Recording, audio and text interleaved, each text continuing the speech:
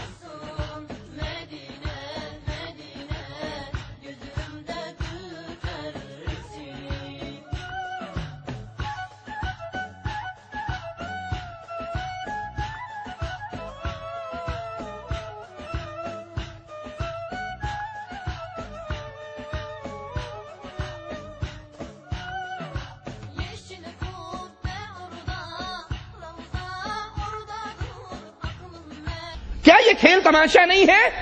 क्या कवाली के नाम पर यह खेल तमाशा मुसलमानों में दाखिल नहीं किया गया? और कुरान कह रहा है इन लोगों से किनारा कशी इख्तियार कर लीजिए जिन्होंने अपने दीन को खेल तमाशा बना लिया। खेल के नाम पर खेलो, इस्लाम के नाम पर तो खेल को इस्लाम में दाखिल ना करो। ये खेल तमाशा है, ये जादूगरी है, ये तमाशा है जो इस्लाम के नाम पर तुमने जारी किया।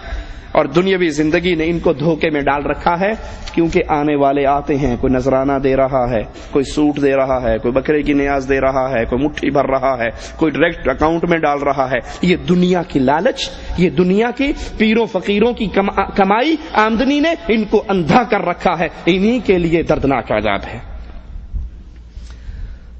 और इस धमाल को आखिरत के लिए जरिया निजात समझते हैं। पीर नूरी बूरी लाहौर की बहुत बड़ी सरकार है, इस मेज से लंबे तो उनके बाल ही होंगे। एक चुटिया इधर छूटती है, एक चुटिया इधर है। بیچارہ بالکل اینڈ ہوا 80 سال کا ہوگا، اس سے دھمال نہیں ڈالی جا سکتی، تو 2 آدمی ادھر سے اس کے نیچے ہاتھ دیتے ہیں، 2 ادھر سے اس کے نیچے ہاتھ دیتے ہیں، اس کو بڈھے کو زبردستی نچاتے ہیں، اور وہ بیٹھ سے کہتا دھمال ڈالو، مولویوں مسجدوں سے نکلو دھمال ڈالو، سنی ہو تو دھمال ڈالو، شیعہ ہو تو دھمال ڈالو، وہابی ہو تو دھمال ڈالو، اور جو دھمال نہیں ڈالے گا اس کی نجات نہیں ہوگی۔ کہتا میں قسم کھا کر کہتا ہوں، جو دھمال نہیں ڈالے گا اللہ کی قسم قیامت کے دن نہیں بخشا جائے گا۔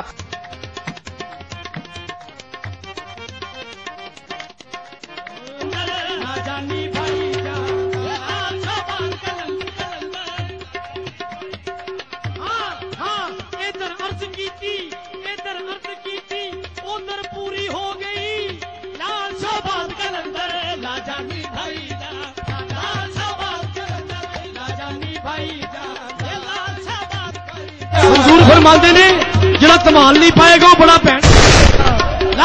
سرکار فرماندے نے پاویں کوئی شیعہ ہے، پاویں کوئی سنی ہے، پاویں کوئی وہابی ہے، جڑا کوئی دھمال نہیں پا رہا وہ علی پاک دا منکر ہے۔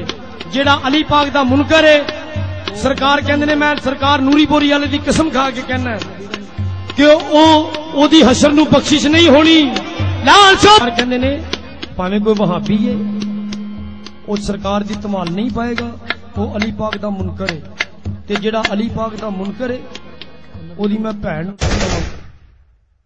اللہ کا واسطہ دے کر پوچھتا ہوں، اے اہل ایمان، اس ظالم کے اس کفریہ جملے پہ غور کرو، جو دھمال نہیں ڈالے گا قیامت کے دن نہیں بخشا جائے گا۔ اللہ کے گھر میں کھڑے ہو کر پوچھتا ہوں، کیا ابو بکر نے دھمال ڈالی؟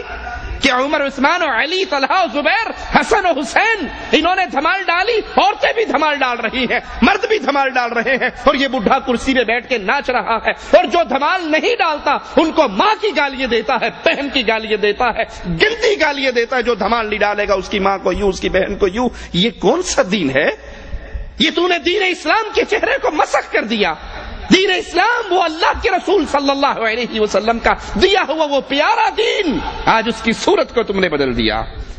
آئیے ہم بتاتے ہیں، یہ دھمال، یہ ساز، یہ گانے، یہ ڈھول، یہ طبلے، یہ چمٹے، یہ سرنگیے، یہ دین محمد میں نہیں، یہود و نصارہ اور حنود کے مذہب میں ہے۔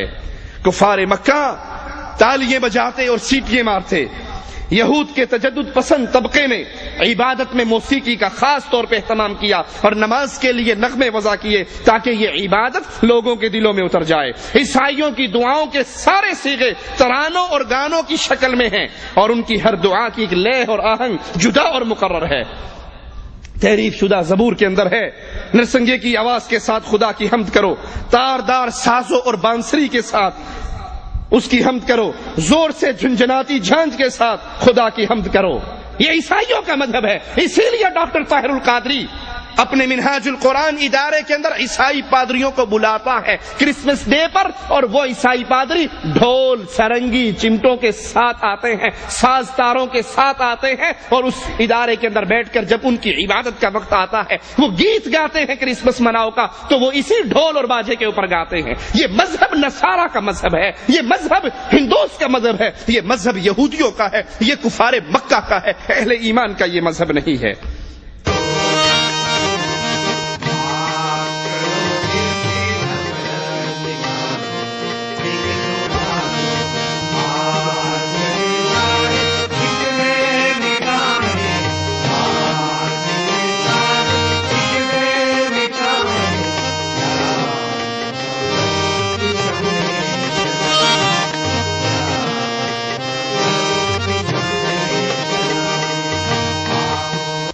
اہل کتاب کی طرح حنود کی عبادت میں بھی گانے اور موسیقی کی بڑی اہمیت ہے۔